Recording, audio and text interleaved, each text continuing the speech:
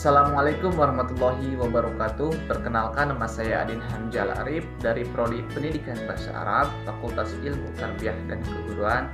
Di sini saya akan sedikit menyampaikan penjelasan dari pengertian bahasa ibu, bahasa kedua, bahasa nasional, dan bahasa asing. Untuk memenuhi tugas mata kuliah pengantar pembelajaran bahasa asing. Yang pertama di sini saya akan membahas apakah itu bahasa ibu. Bahasa ibu adalah sering kali disebut dengan bahasa asli atau bahasa pertama, yaitu bahasa yang pertama kali dipelajari dan dikuasai oleh manusia sejak lahir, yaitu berinteraksi dengan keluarganya, masyarakat lingkungannya, terutama kedua orang tuanya, atau disebut juga bahasa lokal. Itulah bahasa pertama. Sedangkan bahasa kedua adalah bahasa yang sering digunakan oleh penuturnya atau masyarakat yang ada di suatu negara. Misalnya, bahasa Indonesia adalah bahasa kedua di negeri kita karena bahasa Indonesia adalah bahasa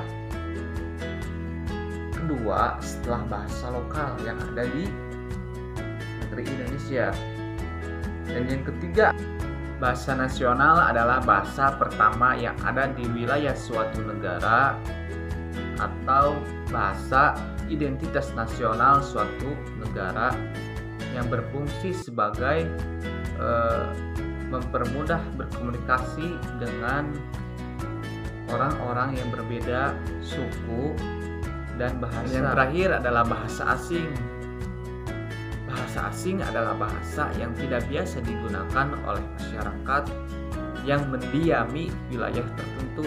Misalnya, bahasa Indonesia dianggap sebagai bahasa asing di Australia dan bahasa Australia dianggap sebagai bahasa asing di Indonesia. Lantas, apakah perbedaan dari istilah-istilah bahasa tersebut? Bahasa ibu adalah bahasa yang pertama kali dipelajari dan dikuasai oleh manusia sejak lahir, yang berinteraksi langsung dengan keluarga, masyarakat, maupun orang tuanya. Bahasa kedua yaitu bahasa yang bukan umum namun seringkali digunakan oleh umum untuk berkomunikasi di suatu negara. Sedangkan bahasa nasional adalah bahasa identitas suatu negara atau bahasa ibu suatu negara. Sedangkan yang terakhir, bahasa asing adalah bahasa yang tidak digunakan untuk berkomunikasi di negara tertentu. Dan persamaannya adalah sebagai alat komunikasi dan penghubung untuk memudahkan kita berkomunikasi. Dan pembahasan yang terakhir adalah kedudukan bahasa Arab di Indonesia. Kedudukan bahasa Arab di Indonesia yaitu sebagai bahasa asing, sama seperti bahasa Inggris, bahasa Korea, bahasa Jepang, dan lain sebagainya. Akan tetapi bahasa Arab di Indonesia banyak sekali dipelajari oleh masyarakatnya. Kenapa? Karena mayoritas masyarakat Indonesia adalah beragama Islam.